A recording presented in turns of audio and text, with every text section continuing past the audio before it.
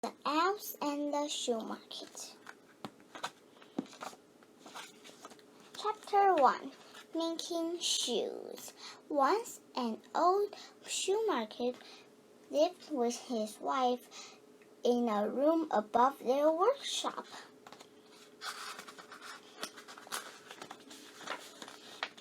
Each day he laid out his leather, drew different shoe shape, cut them out, and sewed them together. Then he stretched the shoe shape over a wooden foot, cut out more leather, and sewed it on. Finally, he cut out the thick sole, made holes in them with a huge needle. Then he sewed them on. Then he sewed the saw onto the shoe. People loved watching the shoemakers at work. Nobody could go past without looking in. Ooh, look at these heels. At the end of the day, there was always a crowd of people wanting to buy his shoes, his dad's shoe.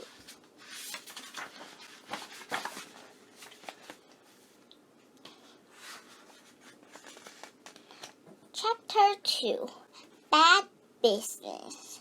One day the shoemaker's wife spied trouble. A cart passed by the window with cheap shoes painted on the side. At first, she kept quiet. She didn't want to worry her husband, but slowly the crowd outside their workshop became smaller and smaller. Where's everyone? I think you should look outside, dear.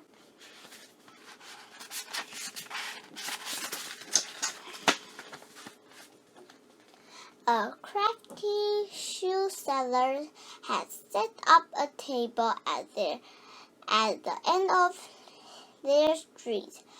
His shoes was badly sewn with poor leather, but he sold them with bragging pride. Buy your cheap shoes here. This is terrible, said the shoemaker. He's putting me out of business. And his shoes look awful, said the shoemaker's wife. But the Lockham people were delighted. Now they could buy 2 pairs of shoes for the price of 1.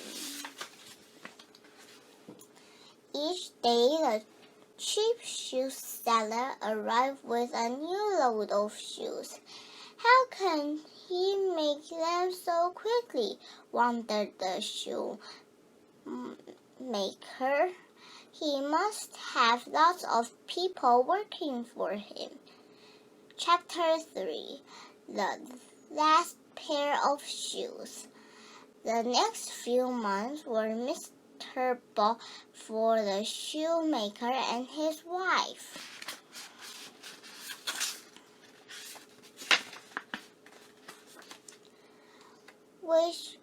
With very little business, they were ruined out of money.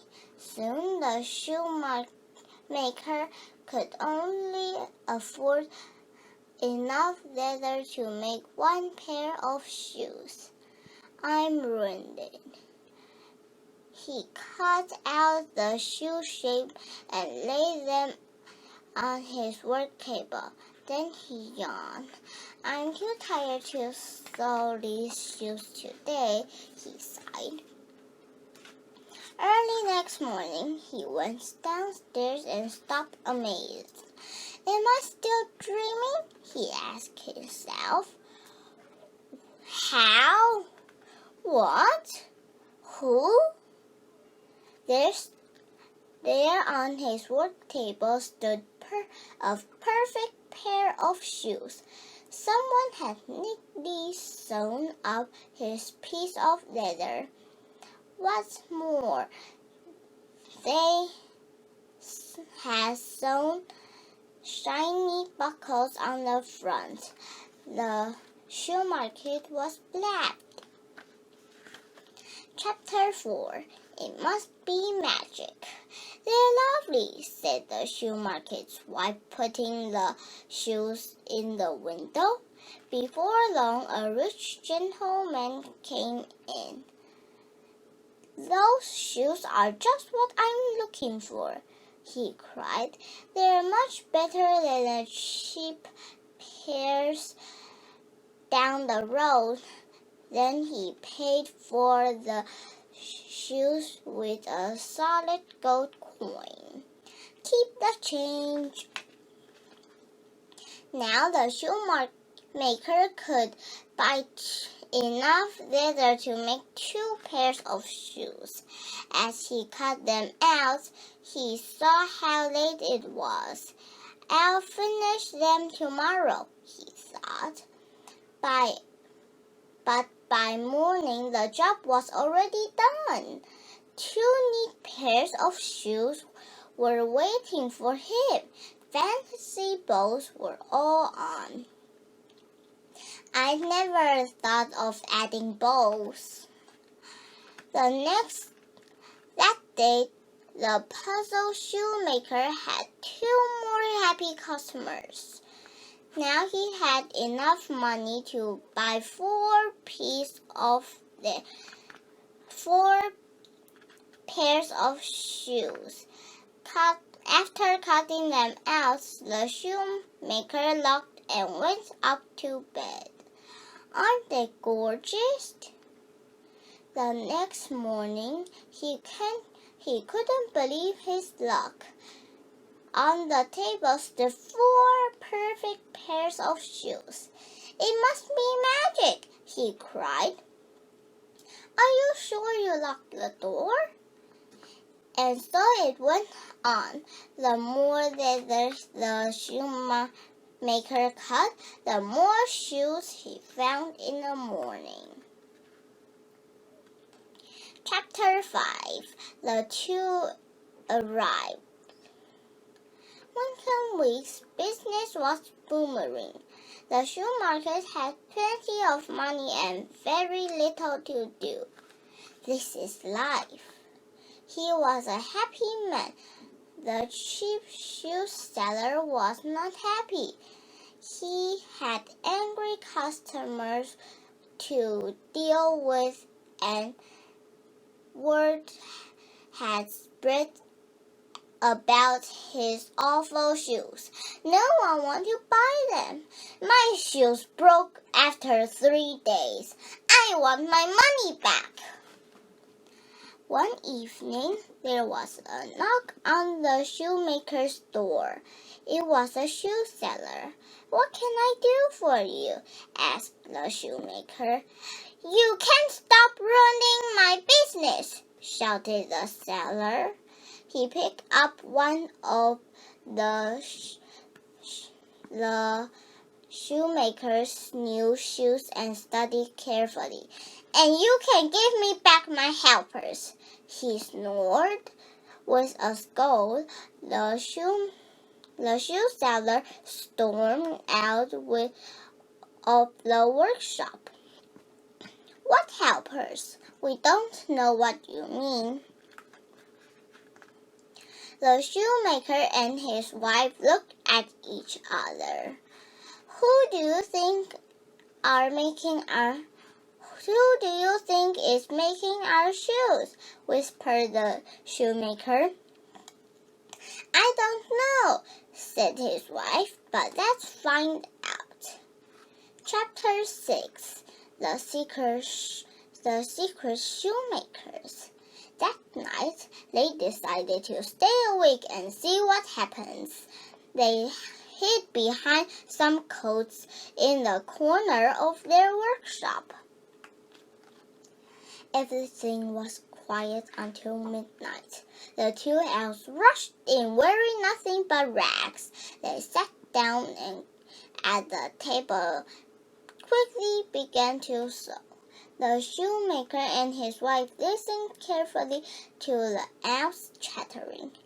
"This is better than making the cheap shoes in that rotten attic," said the first elf. "I wish the other elves escaped as well," said the second.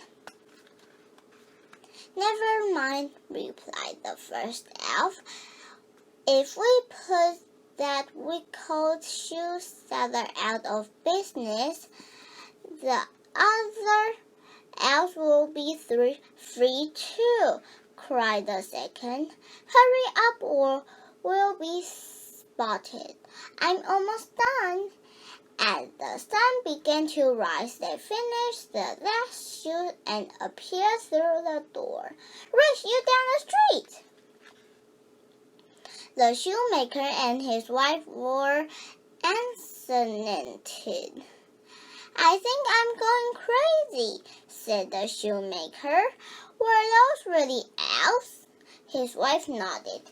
"And it sounds like the shoe seller is forcing the other elves to work for him," said the shoemaker's wife. "No wonder she can make so many shoes." Chapter 7. Revenge. Over breakfast the next day, the shoemaker and his wife discussed how they could help the elves. By 10 o'clock, there was already full of people wanting to buy the shoemaker's new shoes. "If we keep selling these lovely shoes," said his wife, the shoe seller will go bust." By midday, they had sold 30 pairs. They were eating lunch when they heard a sound of a cart. The cheap shoe seller was leaving early. A mob of angry customers were hopping after him, shaking their fists and pleading with him with broken shoes. "There goes the cheap, and he won't dare come back." The shoemaker and his wife breathed a sigh of relief. "How could we ever think our two helpers?" wondered the shoemaker. "Let's make them some proper clothes," said his wife. Chapter 8. The Elves Escape. All day the shoemaker and his wife worked at her sewing machine, making little suits for the elves. The shoemaker made 2 tiny pairs of shoes. At night, instead of leaving leather shapes on the table, the shoemaker left 2 piles of clothes. Then he and his wife hid behind the coats again and waited for the elves to arrive. The elves were delighted with their new outfit. They scrambled into them and danced all around. "Wow, this must be for us! I never worn shoes before." Here they are," called a voice from the street. A second later, there were 14 more elves in the workshop. The 2 elves stopped dancing. "Hey," said one, "how did you all escape?" "The shoe seller let us go," cried the exciting elf. "He's giving us selling shoes. We put spends on our sewing to make the shoes fall apart." "Now we're going to celebrate," said another. Come on, and you can tell us why you dress like people. Laughing and joking, the elves skipped off down the street, and the elves and the shoemaker and his wife smiled as they watched them go. They might have lost their magic helpers, but now they were in business again. They had plenty of customers and lots of ideas for new shoes.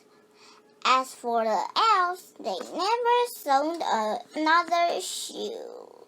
The end.